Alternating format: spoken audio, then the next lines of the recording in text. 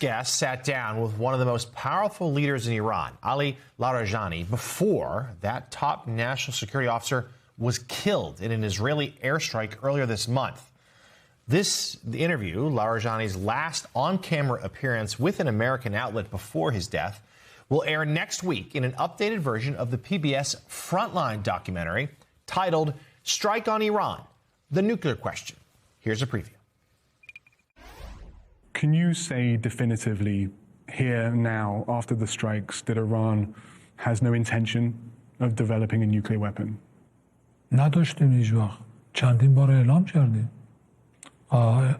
آژانس هم چندین بار اومد گزارش داد که ایران سلاح هسته‌ای رو دنبال نکرده. And in the future, is that out of the question? سیاست جمهوری اسلامی این نیست که دنبال سلاح هسته‌ای بره. Joining us now, the Emmy, Peabody, and DuPont winning journalist behind this documentary, Frontline correspondent and producer Sebastian Walker. He has more than 2 decades of experience covering stories from Iran to Afghanistan to Iraq to Gaza and all across the United States. Sebastian, good morning. Thank you for joining us. Certainly this interview extraordinarily timely. You know that region so very well. Let's start here with Iran's ability to be resilient. Yes, the Ayatollah was killed. It's unquestioned. It's very much in question, the health and whereabouts of his son. But the Iranian Revolutionary Guard still very much in charge, hardliners in charge. Do you see, from what you know of them, any willingness to negotiate? So, yeah, we spoke to Ali Larijani in September of last year. This is part of an investigation that we started after those previous strikes.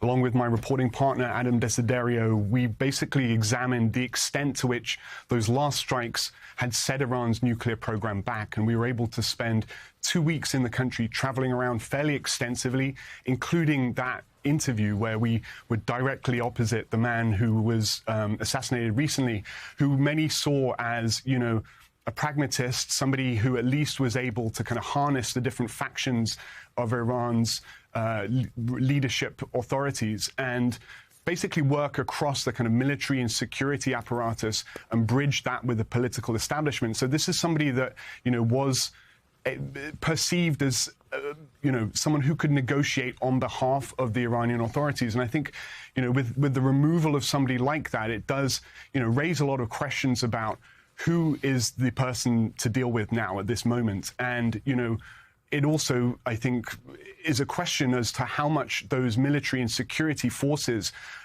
you know, that power base in the Iranian government is now getting more control over the political establishment as well. Larijani was seen as this person who kind of worked between those two forces. His replacement is a, you know, former commander of the IRGC, who people say is, you know, potentially a lot more hardline than Larijani was. So I think the question now in terms of the negotiations, the talks that people are discussing at this point, you know, which figures are going to be at the forefront of those and whether there will be a more hardline group that the U.S. has to deal with at this point. Yeah, the President Trump floated this week that he thought someone more moderate might step up, but unclear who that is and what sort of talks may actually be held later this week. So, Sebastian, talk to us about what your sense of the way Tehran has been able to lash out, both at its neighbors in the region, as we were just discussing in the previous segment, but also by effectively closing the Strait of Hormuz. Yeah, we actually visited that region as a part of our filming. We were down on the Straits of Hormuz, you know, visiting these energy infrastructure sites, a couple of which had been targeted in the previous round of strikes. So you really get a sense of just how critical these facilities are. It's very high security. It was very, very difficult to operate there. And it's certainly, you know, a huge priority for the Iranian authorities to make sure that that's protected. And I think, you know, that's a key leverage point at this juncture in the conflict. But, you know, we were able to essentially look at the satellite imagery at the same time as doing our reporting on the ground to essentially try to get to the bottom of how much Iran was, rebuilding its nuclear facilities, how much activity there had been following the previous round of strikes. And we're continuing that on in this next update for that investigation, and essentially looking at the extent to which those ballistic missile facilities have been rebuilt and how much Iran is able to use, conventional missiles to try to, improve its hand in the regional picture. We're certainly looking forward to seeing the updated version of the documentary. Sebastian, we also want to ask you, you've been to the region. We know now that it's been weeks and I think months, actually, since the internet was shut down there in Iran. It started during the protests earlier this year, which were massive, but yet then met with fierce violence and oppression. That blackout persists. So what is your sense, as best you know, to the Iranian people? How are they processing all of this? Are they able to get information? Do you think they're aware of what is happening within their nation's own borders?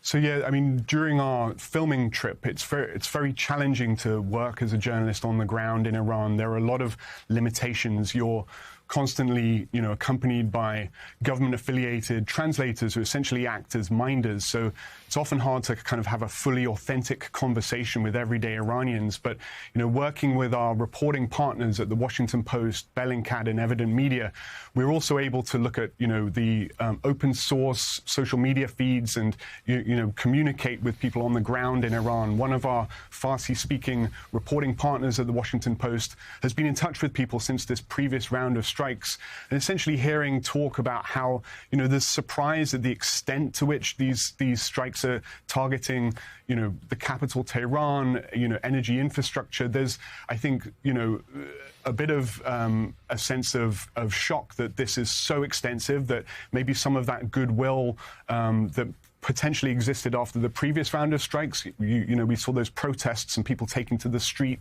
in the months afterwards.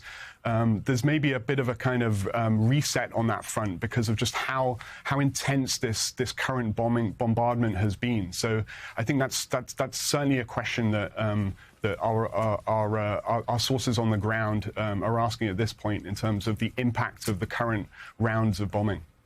And Sebastian, I'm struck by, in recent years, some of Iran's Gulf state neighbors, the UAE in particular, but others too, were sort of willing to tolerate the regime there, looking to open up some sort of relations. I wouldn't say warm, but some sort of channels there with Tehran. But since the U.S.-Israeli operations started, we have seen Iran really retaliate, really damage its neighbors. Real fears that some of these gleaming cities like Dubai and Abu Dhabi really setting back progress there. As resolved as their governments are to the contrary. Talk to us about that relationship. Are you surprised Iran lashed out the way they did? And what would you anticipate, at the end of this conflict? What does those relationships, that region look like going forward? Yeah, it's a great question. And I think, when you're there, you really do get a sense of how close those other countries are, those relationships, especially around energy. I mean, on the Straits of Hormuz, it's a very small channel of water.